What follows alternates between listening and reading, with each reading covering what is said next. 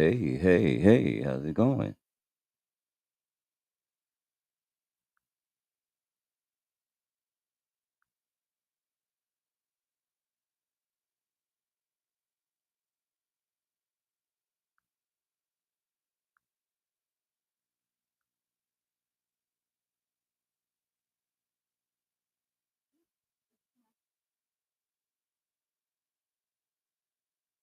Hey, hey, hey, how's it going?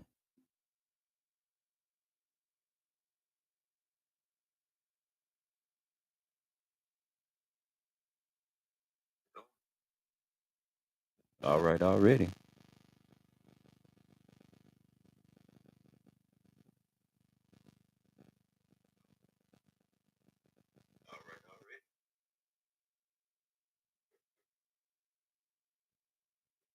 How's everybody doing?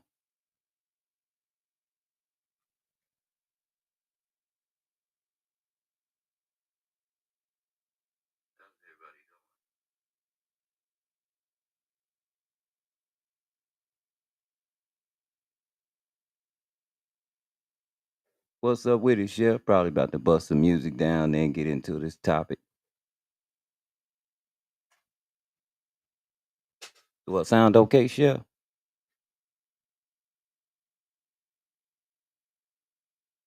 Trying to bust this topic down. Um, just an awkward topic. Well, they have removed. It's against the Constitution for black people or minorities. Major, major. Let's just say it right. It's against the Constitution for the matter of fact. Let me throw it up there. Here goes one of them. Let me get the page up there.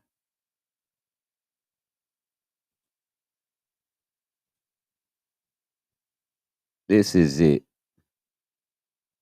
Maybe I should go to a video. But anyway, especially it happened in my state, as we can see. Uh the state of Texas, a federal judge ordered 55-year-old agency created to help minority owned business to open its doors to all races. A ruling that potentially imperils dozens of government programs that is also presumed racial minorities are inherently disadvantaged. In the 93-page opinion rendered Tuesday, U.S. District Judge Mark T. Pittman ruled that minority business development agencies' presumption that business owned by blacks, Latino, and other minorities are disadvantaged violated the Constitution's guarantee of equal protection. He permanently enjoined that the agency's business centers, which have assisted minority-owned businesses in accessing capital and government contracts, from extending services based on the applicant's race. We're gonna stop right there. What's up, Stamp? Let me pin the link real fast, y'all.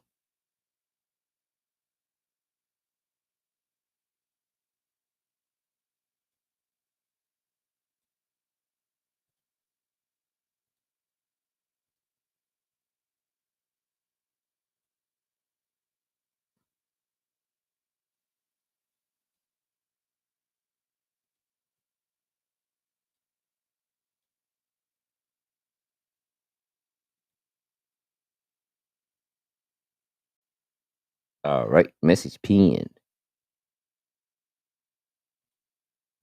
But how we feel about that? Don't you find that kind of awkward? Well, I don't find it awkward. What's up, Laricia? And I must agree with the judge that if black people are gonna complain about stuff being handed out because of race, we find ourselves in the same boat when it comes to affirmative action and even this Washington Post. Let me make it bigger.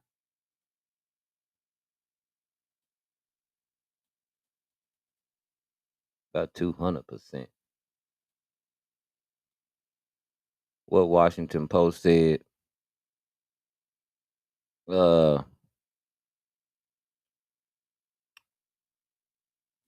I mean, I get.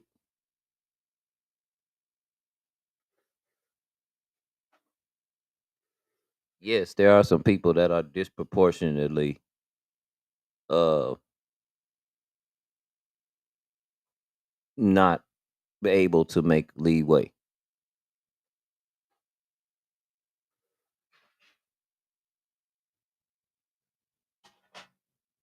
I understand that perfectly.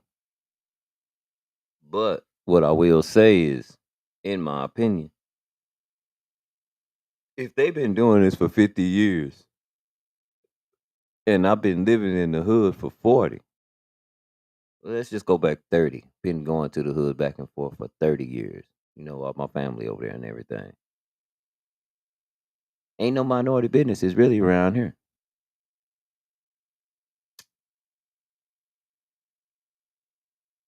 Now, again, some minorities don't even want no business. They don't mind being where they are, comfortable.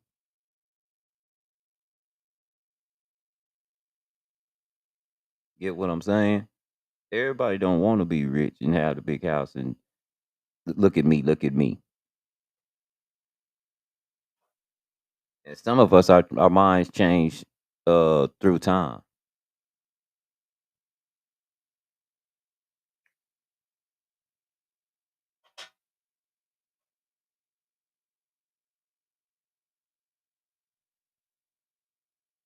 But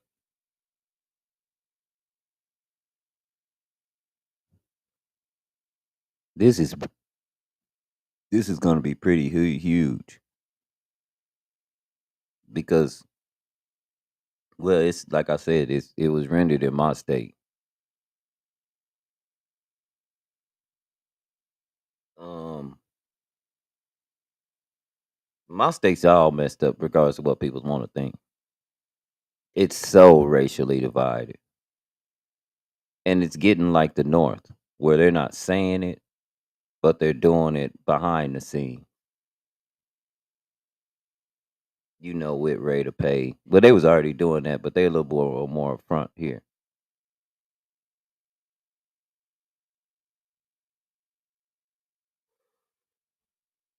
And this is one reason why I always tell people that look like me, just get rid of government in general. Find your way out of the hole.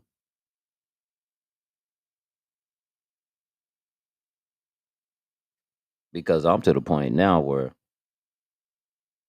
government and people, like I said, I want to get down to the nitty gritty. I want to get into a mind space of a person. I want to see what everybody's really working with when it comes to the crunch time. You know, when the power grid go out, I want to see, because we got a lot of geniuses and smart people. They know all the statistics, but don't know how to dig a ditch. You got a shovel, got ground, and don't understand how to dig, or hunt or do nothing like that. I want to see how it's gonna go for the nitty gritty. That's why I wouldn't mind getting rid of money. Nothing that we have ever costed money. This stuff was here before money was. But a lot of us have made money our God. That's why I said the love of money is the root of all evil. When you love money so much till you sacrifice your integrity, you were no longer controlling the money. The money is controlling you.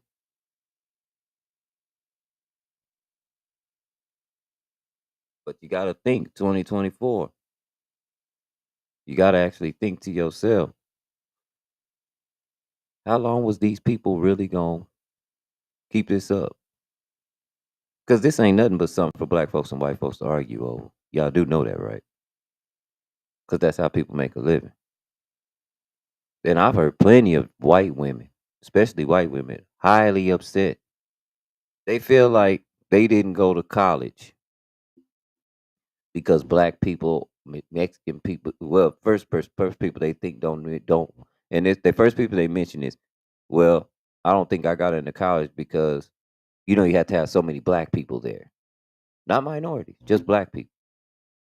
So it bothers them. Seems like to me it bothers them that black people, and these are personal face-to-face conversations. It seems to that it bothers them that black people want in education. Like they're not supposed to be able to do that before them. Like they should get educated than everybody else. That's the way it should go. And white people don't even see it like that. Cause like when the girl was explaining to me how she felt like she got railroaded out of college because of the minority deal, that's the way she felt. And she said, well, she understood that black people were at a misadvantage, but she said that that shouldn't be a rule why, how to get into college, you know. And I just asked her some things. What about the Mexicans or any other minority group that goes to college? Because it's clear that a lot of black people ain't going to college if we rappers and going to jail. So there must be the other minorities that's taking your spot. Could we agree to that? We can't make up most of the prisons and then also be making up most of the people getting grants to go to college or getting in there because of affirmative action. It can't work both ways. We ain't all over the place. We ain't none but what 12 to 15% of the country. That's how you catch these numbers in a lie.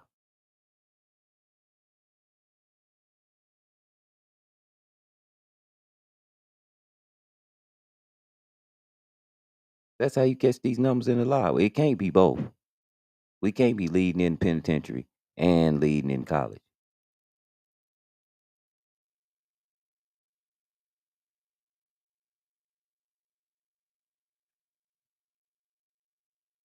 And when I said that, you should have saw how her face frowned up.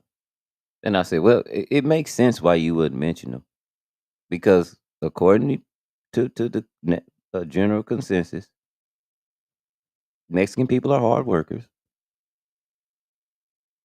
Asian people are smart, and black people ain't none of that.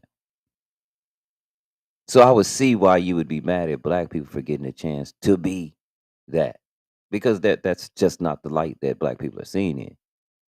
And I'm not blaming white people for that. I'm blaming black people for that now. White people don't have to do anything anymore. Black people, we hate ourselves, and I'm convinced. I'm convinced. Whenever I have to make moves the way that I have to make moves, it's never because of people they say look different than me. It's always because of people that look like me.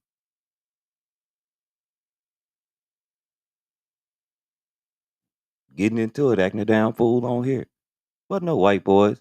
Wasn't no white boys best messing with me, calling me out my name, coming down here to try to fight and trying to, you know, dismantle everything they think they could. That wasn't white people, them were black people. Pro black people. Black people that say they love black people.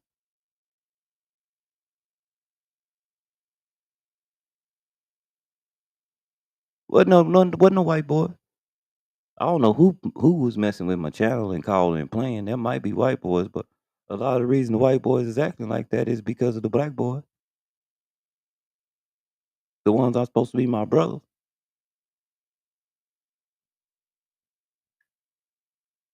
Do you know pro black people don't come in here and have a conversation and talk to me?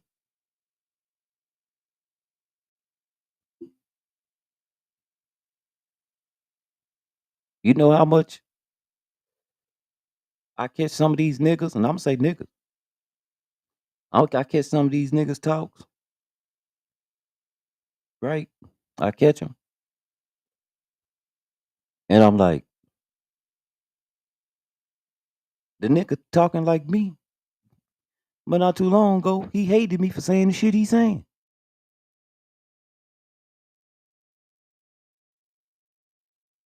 Y'all ever experienced that?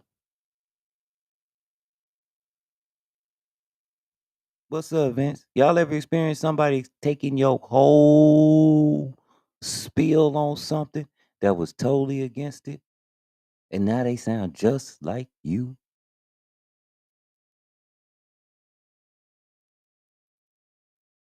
To me, that's that drama, man. That's that you know what I'm talking about. That's that I just don't like you. I'm not gonna agree with you. Even though well, let me make this very clear. What they saying is my heart ain't pure. I have an angle. I have something that I want to accomplish for me. It is not about my people. It is about me and my pride. But I'm a Christian.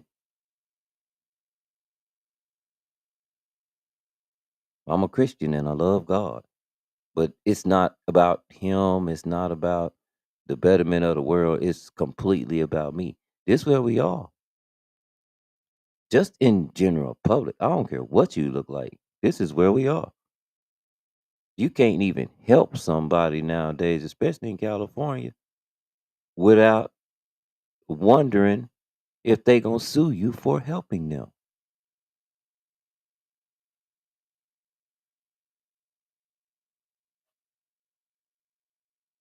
Put it to you like this: me and my girl had a big argument. We didn't. Me and her never did argue. I'm talking about my girl when I was in Cali. My Puerto Rican lady. She was from Yauco, Puerto Rico. Very brilliant, very beautiful. Probably one of my best friends still today. Right. Um, we was coming back from the casino, and we was going down uh we was going down the highway to Menifee, coming from Pachanga, with the 315. I think one of them. I don't know. I've been I'm not even really concentrating on that kind of. I like to tell the story, but because I'm trying to paint a picture, but I don't want to get too deep into it because then you lose the what you're trying to the point you make. But okay, we coming down the highway. I see a truck on his side, and I pull over because it's kind of in the middle of this road. And she asked me, she said, "What the hell you doing?" And I said, "Well, don't you see that truck on the side, man? That person, somebody in there need help." She said, "That's how y'all do it in Texas, cause we can't do it. We don't do it like that in Cali." I said, "Why?" She said, "Well, because you don't really know what's going on. You don't get in people business out here." I said, "I dig that. I dig that. You know, I lived out here." I say, "But let's just go see." So we pulled over. Somebody else pulled over. They saw what was going on.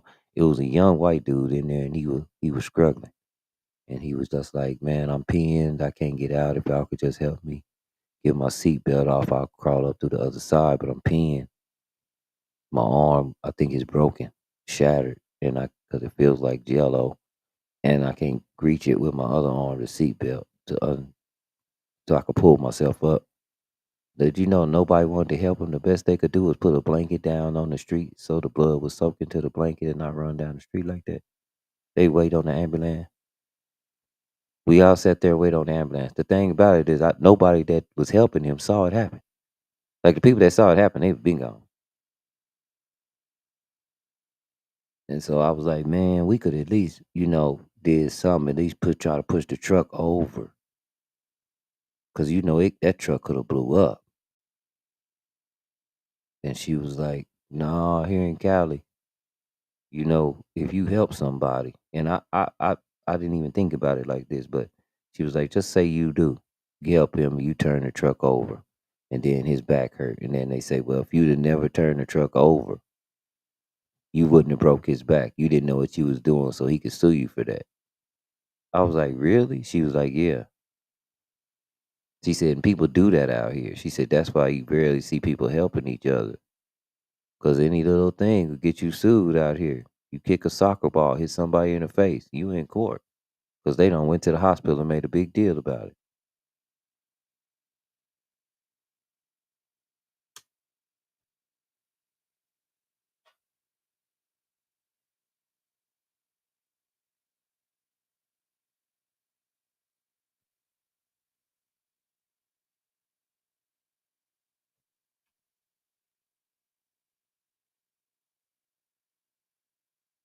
And it was, an eye-opening experience. But this is the world now. I think black people are having a hard time with it right now because this ain't how we grew up. This how other people always been, but this ain't how we was. That's normal to them.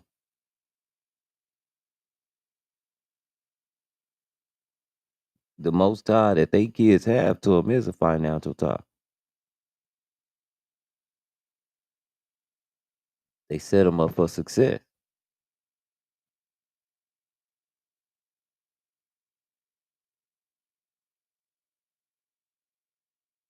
You know what I'm saying? They set them up for success.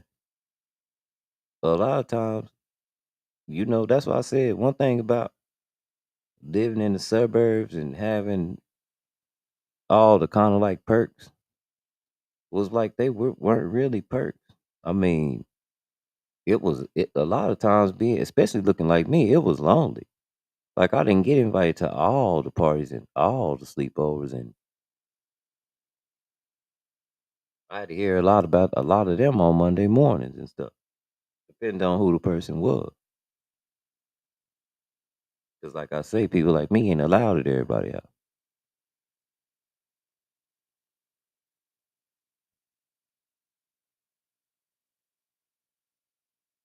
So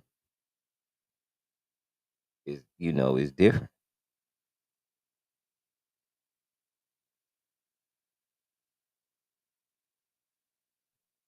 But what I loved about going to my cousin's house, even if I did get beat up and picked on a lot, was shoot, it was always someone there. Like they mama was always there. That's why I'm more closer to like my aunties than my aunties probably know me way better than my mama because my mama she was straight cut, so you couldn't talk to her. You really couldn't express yourself to her. My aunties let you vent.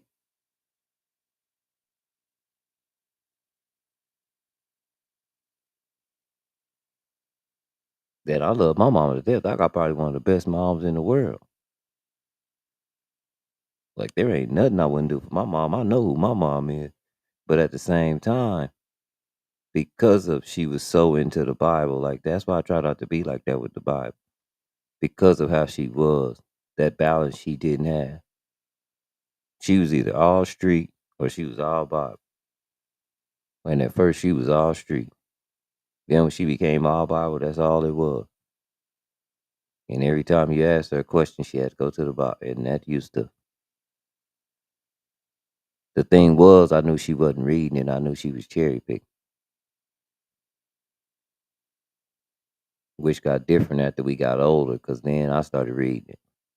And I would tell her stuff. Even still today, I'll read some. I'll tell her where it's at. Because she won't believe like it's in there. Like when I talk about splicing DNA and stuff like that. And then I read, and then people say, well, that's something new. They're just not doing. That's been here forever. We had a god here. His name was Dagon, half man, half fish. It's easy to understand how that would come to be if it was successful.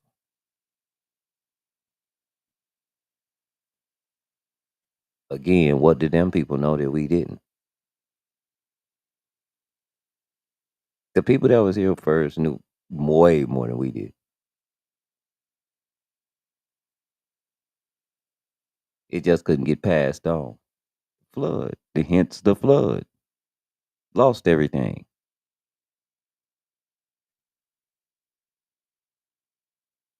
They talk about controlling the skies. They talk about stuff flying around, coming up and forth, back and forth. They talk about stuff coming down and marrying. And see, back then, marrying didn't mean going to the church and having a wedding or going to the judge. It just meant having sex. That was the original meaning of marrying. We use it all the time. I don't know if you work in the restaurant business, but if you work in the restaurant business, when you marry your ketchup, like when I used to say, "Have y'all married y'all ketchup?" What they gonna do, y'all? They gonna take the half full bottles of ketchup and they gonna put them together and make one.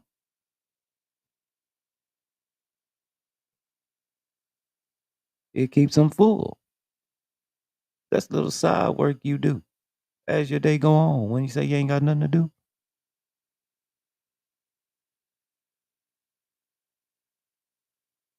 all the salt shakers full, condiments full, everything pretty. We all cleaned up. We ready to go like a brand new day. Oh yeah, if it's like that, chill. If you stay ready, you ain't got to get ready. Married to the game. There it is. It's a religion.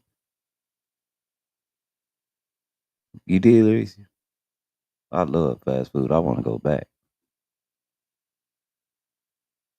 That's where it's at. What's up, trolling?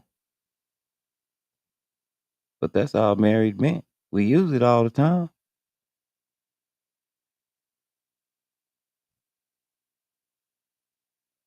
It specifically tells you whoever you lay with.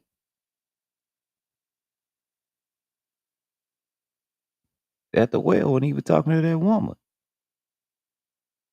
Said the man you married to now not even your husband. You don't like him. You see how they use them two words different? The man you married to now, not even your husband.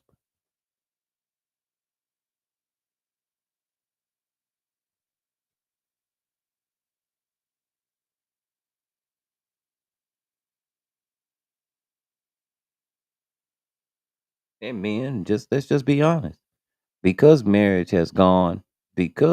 has gone like that, has gone away in that sense.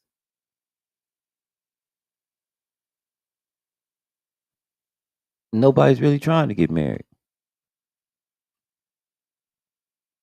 But I think it's impeccable because what I've learned through life, and I wish I'd have did this, take it from a fool. Who you give your seed to is very important on the outcome.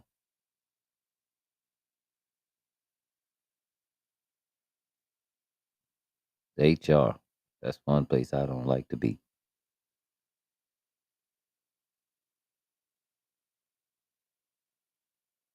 That's when me and my wife started having problems when she became HR. She started knowing every damn thing. She lost her sense of justification and catastrophe, and unseen catastrophes.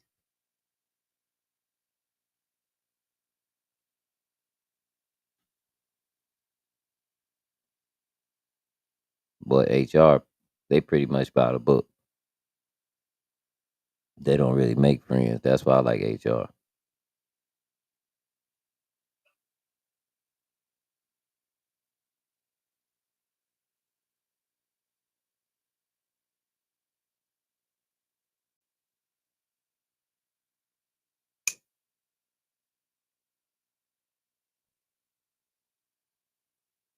Yeah, it's a lot. Yeah. But like I say, anytime that I've been, and that's why I stopped believing in that and just started being pro righteous. As long as you understand the wrong thing and you hand down swift judgment to yourself, I can deal with you. I can dig it. But when it's everybody else, nah, you ain't real with yourself. So I don't keep a lot of friends or a lot of people around me. I enjoy being alone because I ain't got to worry about if a person running game or not. Because to me, it just seems like the spirit's been going that way.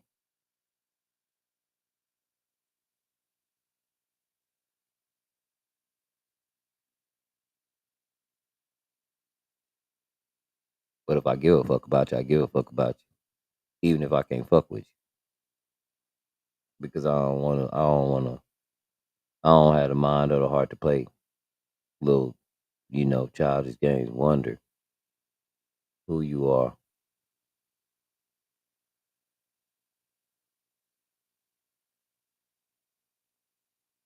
If I can't mess with you, I just don't mess with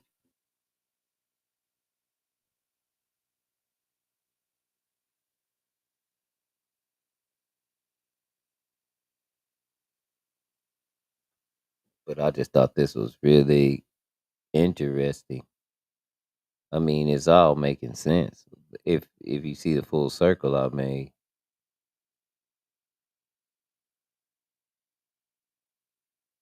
I don't know if it's I don't know what it is,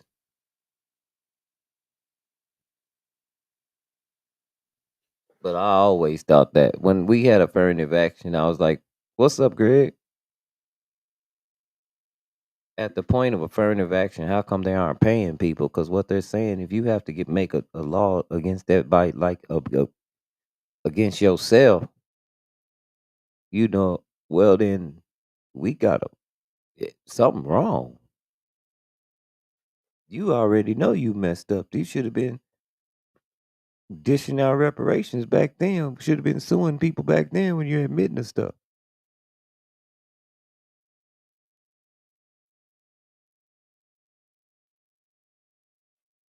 And you know what's funny? I bring up reparations. You know what's funny about that? Is that they're taking everything out of the law that says that you should get reparations now. What is that? Critical race theory, CRT. They got that now, taking history away. Texas and Florida. Didn't I tell y'all them two states that, man, hold up.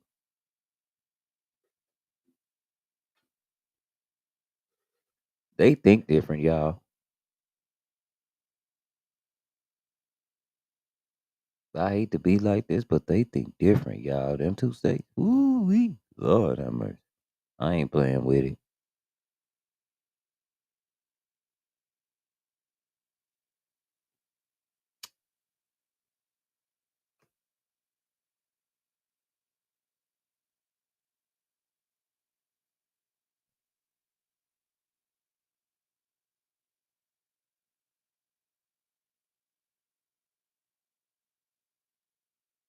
But on the real, like it's time to put myself to work. Cause I found out something. I don't need much.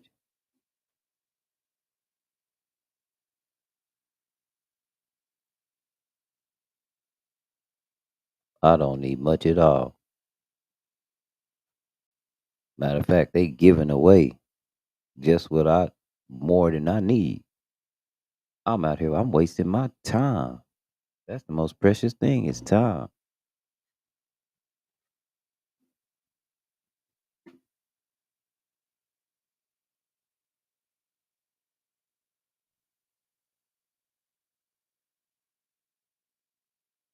And the person I think most of that is Chef. Oh yeah, yeah. I know Greg. Probably be up there. I don't know yet. I'm contemplating a lot of things, Greg. I'm chilling major right now.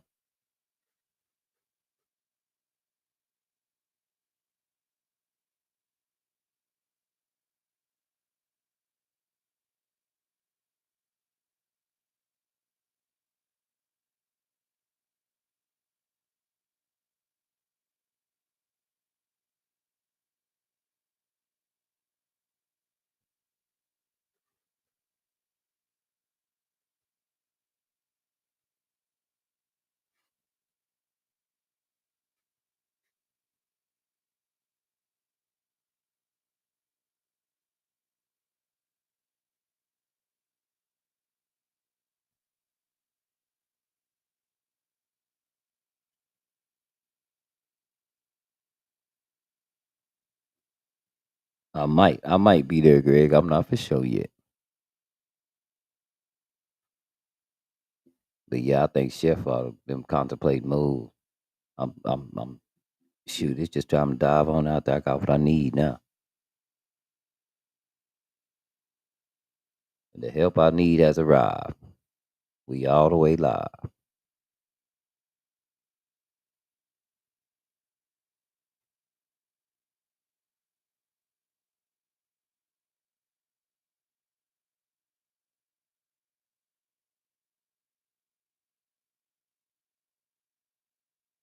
The boat has landed.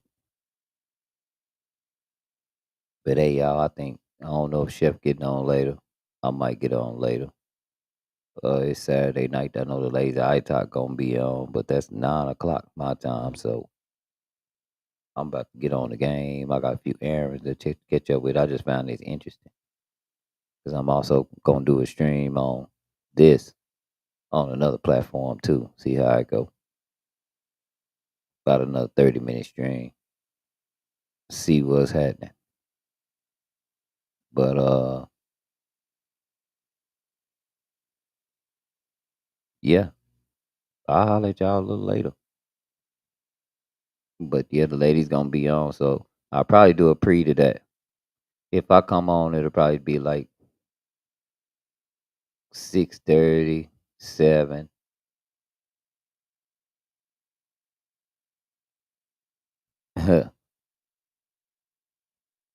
6:30 or 7. And um about that time, come on in, we'll be chilling, listening to music. And then I'll probably drop a link and ride out.